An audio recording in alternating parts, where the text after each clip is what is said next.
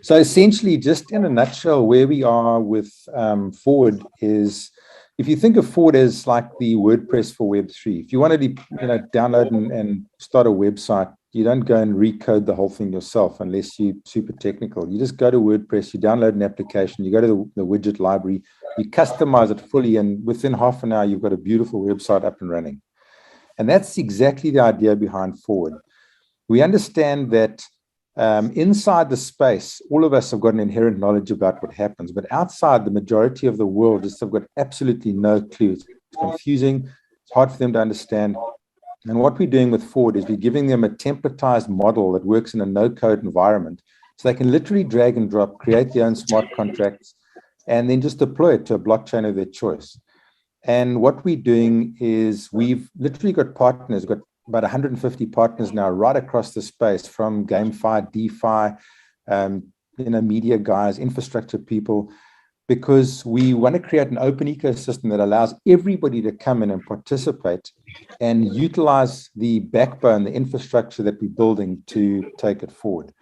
So our vision is to actually integrate right across the space with all of the chains, and then bridge right across to all the different sectors, so that we really are in a good position to take advantage of the different buckets that make up this whole blockchain space. And the idea behind how it would work is that it must be super easy for somebody to use. It's open source, so we're going to encourage developers to come and actually build smart contracts and add them to the library and create a revenue model for themselves. We give complete control to the company coming in that wants to utilize the tech and deploy it.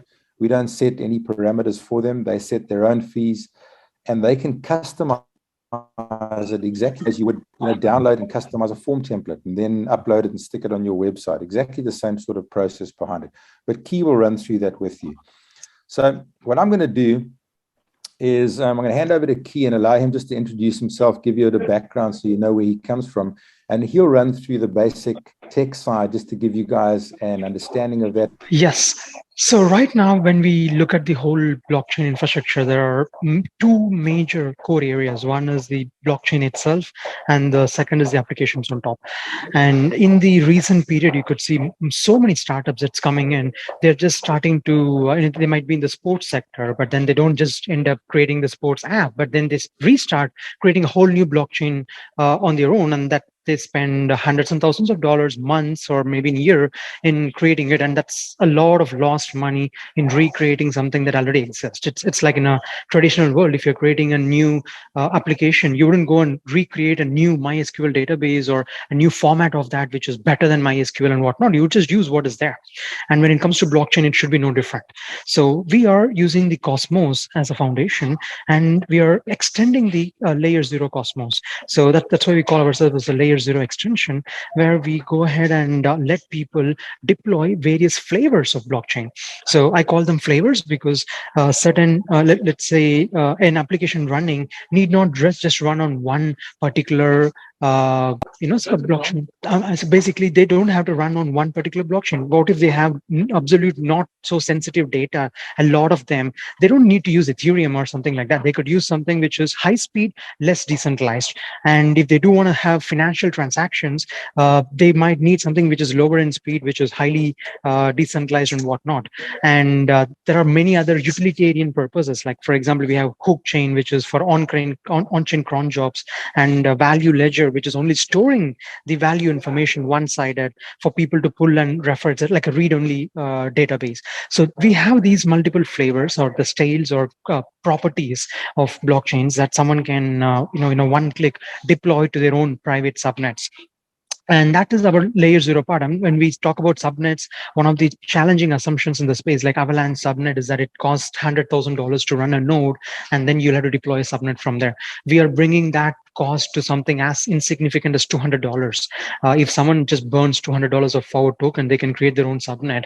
They can use one of the existing validators and pay the validators using the validator marketplace.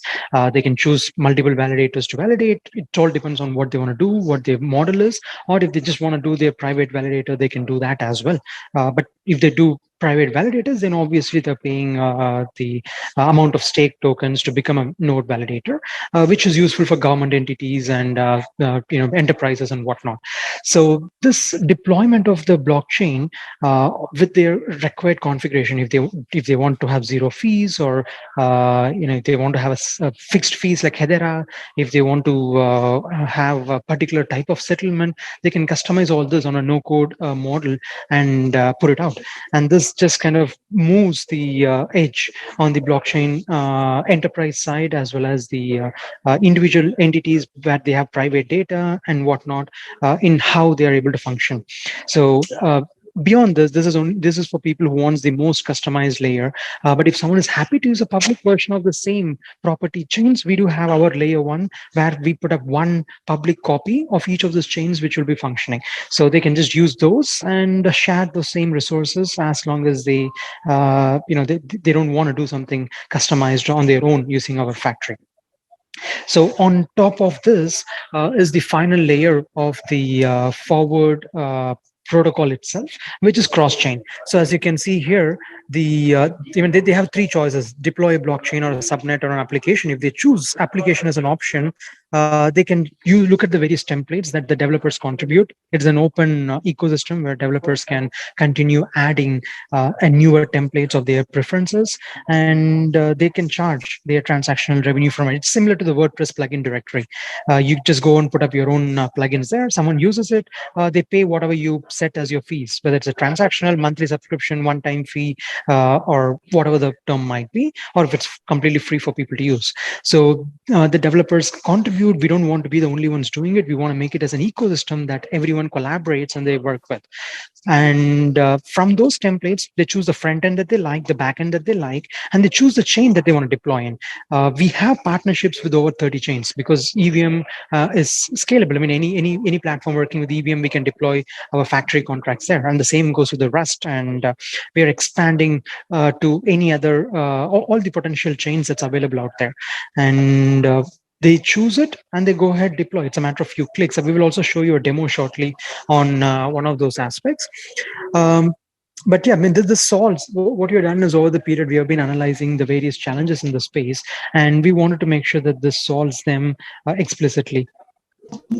Well, it looks great. So essentially, you can independently come in and you can start an entire blockchain or an application or subnet. You actually Correct. can do whatever you want. Yeah, it's quite amazing. Correct. And of course, I mean, I can dive in on a lot of details around this if you prefer, on any section regarding the validators or the application IBC bridges between them, or any portion. I mean, if you want specifics, happy to jump in. But that's the whole idea, because every portion here is very specific to its own benefits. For example, hook chain. Hook chain's job is the most stupidest thing in the system, but then it is the most critical portion. For example, we all run cron jobs in our traditional applications, things that are triggered based on time, event, and place. But the challenge in the blockchain is, at this point, this is happening on an off-chain basis. It's happening outside the system. And then if an event is being triggered on the blockchain and the event happens, then you know what's happening in the triggered blockchain event. But what if this off-chain application did not even trigger this event in the first place? You wouldn't know about it. So now some company can come in and say that they're running completely on blockchain, but they stop their off-chain application and they don't initiate this, and you wouldn't know if they even cheated. But with this on-chain cron jobs, which will work with every other chain out there, it is not limited to our chains. So from here, you can trigger an Ethereum for a Polygon or Hedera or anything else. So now this is validated on the chain, and people can know, okay, this actually did happen. This is being triggered every minute or every hour, whatever the term is, and the consequences have taken place. So these are minor portions, intricate portions, which are essential for the trust, the processes to function, and for enterprises or any businesses automations to successfully run. And we have taken into consideration those aspects very closely when we went ahead and started deploying any portions of this, because just to give you a recap, I've been in the space for 8 years and worked on hundreds and hundreds of projects, launching them architecturally and on the marketing side. So it has given us a lot of practical challenges that these entities have faced or the users have been facing, and we wanted to make sure this saves the cost, time, and increases the efficiency of any of those organizations without competing with anybody. Because we have our chains here, whatnot, but still, Near Protocol has given us a grant, Polygon has given us a grant. They're bringing their users to us so that we can help them deploy on their chains effectively. Because each of those different chains, they sign up a lot of deals with a lot of parties, but then they have 99% failure rate. Nobody deploys on their blockchain because they have to go get funded, find some developers, and develop something over the next 6 months, 1 year. But the life is busy and the business world is tough, and they don't get to actually deploying it. But with what we have here, these chains like Polygon, they're building a reward-based system, a reward point system, and they're going to be making the template as a developer and putting it on a forward factory, so that all their clients can go deploy that directly on their application. We have the essential user interfaces to remove the competition in those instances. If Polygon is bringing a client, they end up seeing only Polygon as a chain option there for them to deploy, and so on. It's purely the marketing funnels and whatnot. Those systems have been put in place to protect the interest of all parties, and it is something that nobody competes with. And as you saw on the first slide, we have 100 plus partners. Literally every project in the blockchain space, if they have a live product, they are working with us. Like, it could be oracles like Chainlink, it could be wallets and DeFi applications, it could be guys like 1inch and aggregators, different tool sets. They integrate with us because in the factory, when people are creating these applications, they need to connect with these plugins, connect with these third parties, because you don't want someone recreating everything. We want to remove that complete recreation process that happens in blockchain, where everybody creates their own decks, everybody creates their own this and that, and that's where the inflation happens in the space. There is just so many applications with so little user activity in those instances. But we rather want to connect and source them in our marketplace, integration marketplace, chain marketplace, whatnot, for people to use what is already there, viable in the chains of their choice, and grow the ecosystem fundamentally stronger. So that's the idea behind this architecture. Yeah. So guys, anytime you have a question, feel free to stop me and ask anything around it. I'd be happy to answer. So if you look at the products, these are some of the 5 sample smart contracts that we are putting in the factory, because anytime you start something, you need to ignite it. So these 5 contracts are model based on value transfer happening globally, one-to-one transfer, one-to-many, many-to-one, many-to-many. There are a lot of examples in the white paper around it. It could be like an e-commerce, which is one-to-many, or it could be a e-learning applications, it could be a supply chain system, any of that. It's a wide usage, because everything in the world, trade and commerce, happens between these 4 combinations of that I outlined. And these contracts are very versatile. They are designed in a radical manner. A good example is our proof of value contract, which is used by the site that we acquired called English Forward. It is meant for distribution of the advertising revenue on the page, with the people who are partaking, asking and answering questions on the particular page. But the same thing is also used for companies who wants to distribute their revenue to their employees, and the same in an e-commerce environment as a loyalty program. That's how versatile the contracts are. The proof of ownership contract is a demo that I want to share with you in a bit. And yeah, again, each of those, there are more details around it and the existing status of their production status as well. So yeah, that's pretty much our roadmap, where we stand, how we are progressing, and our community has been growing at all times. If you notice, most of the partners there are sourced by the community themselves. It's we don't really have a business development team for the blockchain partners. We only do the business development for the implementation and deployment partners. But projects and others reach out to us, our community brings them to us. We have that interested audience. I wouldn't say 200,000 community. It's relatively smaller, about 100,000 people across our Facebook, Twitter, and all these other channels, Telegram and so on. But they really understand what it is that we do. A lot of people are real really interested from the specific sectors, like from education space, those from the healthcare space and the supply chain space and so on, people wanting to use a specific part of our function or protocol in their actual business cases. And that thinking audience is what we always focused on with our strong sense of education and teaching people about how to use and what to work with. In fact, right now we are receiving additional grant from Polygon Near and also potentially in finalization with 1inch for educational programs to onboard entrepreneurs, small business owners, and others to blockchain. Basically, similar to hackathon that is used for developers, but this is for business owners to think Web 2 to Web 3 ideas, because that is exactly our target audience. The more people who are normal from the traditional space, who can convert their Web 2 ideas to Web 3, they are the ones who will be deploying using the forward. Because if someone is a developer, we are not the, they don't need us. They can just go and develop something on their own.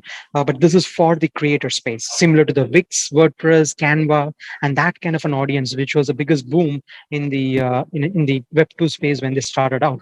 And with our layer 0 extension, you can consider it like a GoDaddy as well. People coming in, they create the subnet, put all the various blockchains that they want inside it, and then deploy their applications, and they have everything that they need. So that's pretty much the technical run through. And Mitch, if you can open the video, we can go through that as well. So again, this is more, this proof of ownership is the NFT based contract, which allows people to deploy various types of NFTs that they can customize. This is more of a baseline version. So in the final version, we'll be adding character. We have a W34U robot. So that will be out there giving them tooltips and explaining them what it is, breaking down, because they're not going to understand ERC 721, 1155. They're not going to understand even the choice of blockchain. So we'll be making all of that very, very, very simple for them. Do you want to use it for a product which is unique, or do you want to use it for a product which you have multiple replicas of, or etc.? So putting examples, putting videos where Mitch will be speaking in the video, explaining and walking them through to think through and make a choice for them. So making it simple, that's really the business that we are in. And I think that's the business every blockchain product should be in. We have made it complicated enough. The whole space is so complex that even people in the space, if we take a 1 week vacation and we come back, we find ourselves lost. We don't know, things have changed quite a bit, right? And it always makes us feel stupid. End of the day, we know everything. We've been here all along, but we just find like there is so much that we don't know every day, and we cannot take that to the real world and expect them to adopt it. And the simplicity is the business that Forward is in. So let's get started. So this, what you see here is the sign up for the Forward factory. And the moment they enter the Forward factory,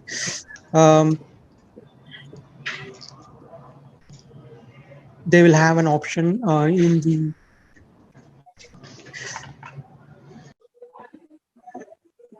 Okay, so now they'll be able to go ahead and start creating. So in the future, of course, they'll see the creating the blockchain and subnet part added in this. But right now, they are able to choose between multiple available templates. Now we're choosing the proof of ownership as the template sample. They're entering the name of the project. They're selecting what kind of mint it is, single or multiple, and they're selecting the chain that they want. In this particular instance, it's ring by. It's being authorized. And now, Mitch, wait here for a second. Pause the video. So here, one of the important parts of our application is simplicity, which ideally means you cannot expect the user to always have the ability to pay the gas fees. So we do ask the application, in any application for that matter, who is going to be paying the gas? Is it the organization, the admin who is deploying it, or the end user? And that is an important shift. And of course, in certain instances, signing is essential. And we have a specific update through which even the signing is delegated, in which case the user doesn't need to have MetaMask and they can still function with on-chain data without the required authorization. So if you look at one of our product Forward ID in the product roadmap, that is like a 4 layers of there are 4 layers to an authentication process. The deepest or the most secure layer is obviously the private key, public key using a MetaMask and signing it. But one layer on top is where you have username and password to access and authorize something. there are protocols where you can receive an email link to confirm, similar to that. So username and password authentication. On a layer on top of it is a biometric authentication. And the most least secure layer is no authentication at all. So these authentication layers will enable an application to choose how much they want to go safer and how much they don't, because not every application needs to have the highest level of security. It doesn't make sense. What if it's just interesting activity that some kids are creating for their school? They don't need that. They just need to probably do a no authentication layer. But if we don't enable that, then that particular sector is just not going to use blockchain. It doesn't make sense. So based on the utility, they choose that layer. It's similar to how we use Binance or any of the exchanges. When we do an internal transfer, there's nothing asked. When we do a transfer from one particular fund to another wallet internally, or a safe wallet, there are some questions asked. In some cases, there's nothing. So based on the security settings, we can always make that simpler and complex. And we want the end deploying application to make the choice.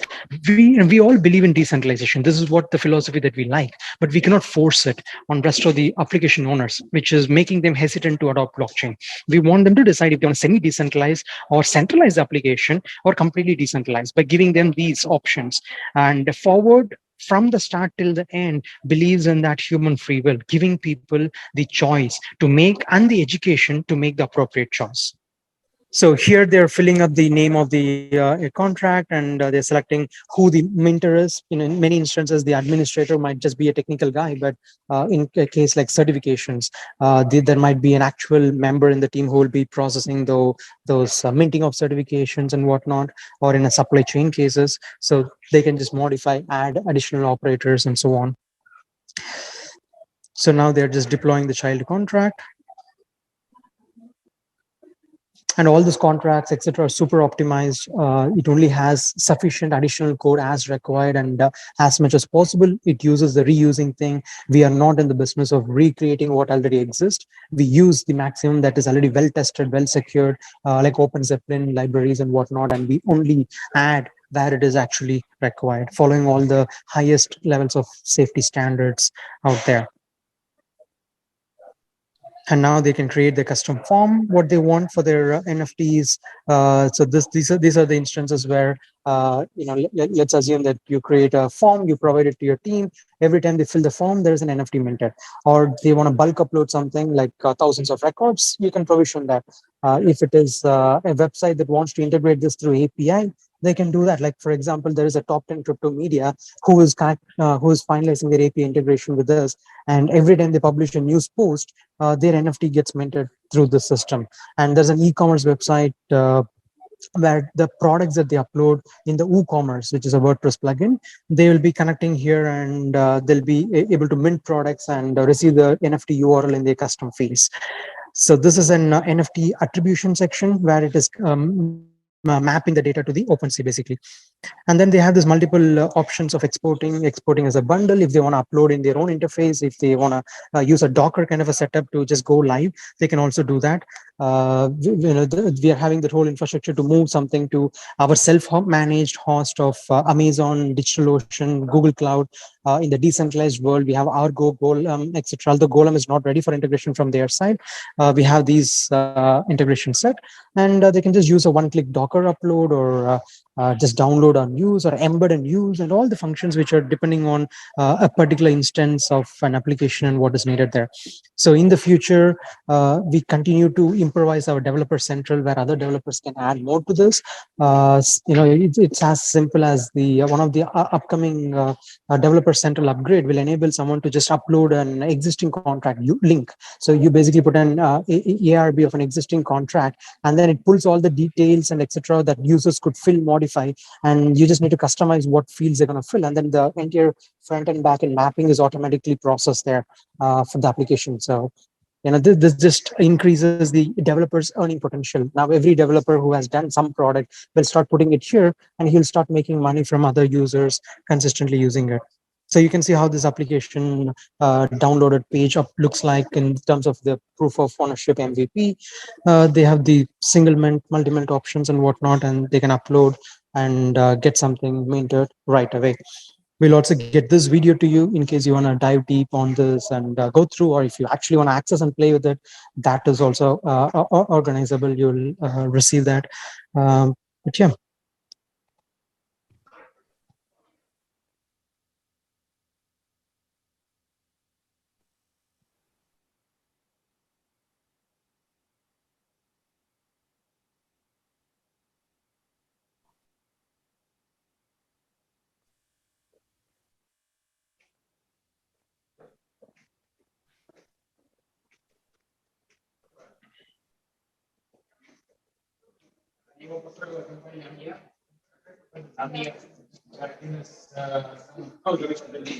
So they are able to add the sufficient information that they want, and they're able to customize everything as they want. So now, if someone wants to even do a regenerative NFTs, we are doing an upgrade where instead of selecting ERC 721 and etc., where you go to the form builder, you go to a regenerative NFT builder place where you upload all your layers and you can generate it. So those are all towards minor modifications. Of course, when I say minor, it could be a sprint or 2 sprints. But the moment we add it, it saves immense amount of time for hundreds and thousands of projects. They don't have to go find a developer to recreate. In fact, running one of my marketing agencies, I come across so many businesses. They end up saying, okay, I have everything ready, but I just cannot find a developer who will do this. And I don't know where to find one. And that is a very, very sad stage, because they have all the interesting ideas, but they just get stuck for recreating something which has already been created hundreds of times, and that kills the project or delays the project. And now that this can save the time of everyone in that process. So that's pretty much it from my end, guys. If you have any questions, I'm happy to answer now.